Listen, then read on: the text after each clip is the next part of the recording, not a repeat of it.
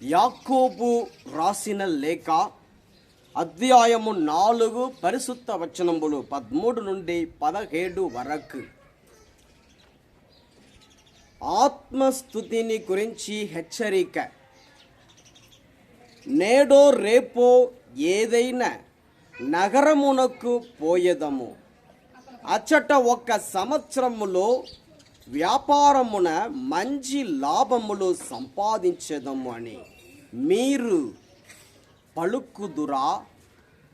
అయ్యలారా, నా మాట వినుడు. మీ జీవితము రేపు ఎట్లుండునో మీకు కూడా తెలియదు కదా. ఏలైనా మీరు ఈ క్షణం నుండి మరు క్షణములో అదృశ్యమయ్యడి పొగ మంచు వంటి వారు.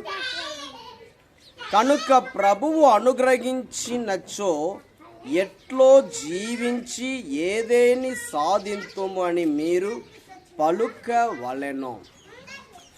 కానీ ఇప్పుడు మీరు పొగరు పోతులై డంబములు పలుకుచున్నారు.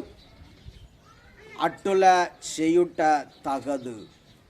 మేలైనది చేయ నెరిగియు అటుల చేయని వాడు పాపము చేసిన వాడగును. ఇది ప్రభుని వాక్కు. సర్వేశ్వరునికి వందనములు.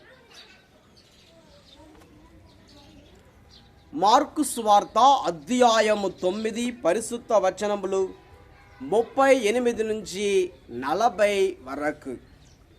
అంతట యోహాను యేసుతో, బోధకుడా, మనలను అనుసరింపని ఒకడు నీ పేరిట దయ్యములను పారద్రోలుట మేము చూచి వానిని నిషేధించితిమి అని పలికెను.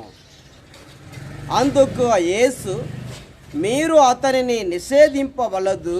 ఏలయనా నా పేరిట అద్భుతములు చేయువాడు వెంటనే నన్ను గూర్చి దుష్ప్రచారము చేయజాలడు.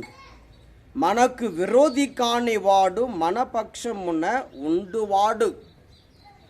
మేము క్రీస్తు సంబంధులుగా గుర్తించి, ఎవడు మీకు నా పేరిట చెంబెడు నీళ్లు ఇచ్చునో వాడు తగిన ప్రతిఫలమును తప్పక పొందునని మీతో నిశ్చయముగా చెప్పుచున్నాను అనెను.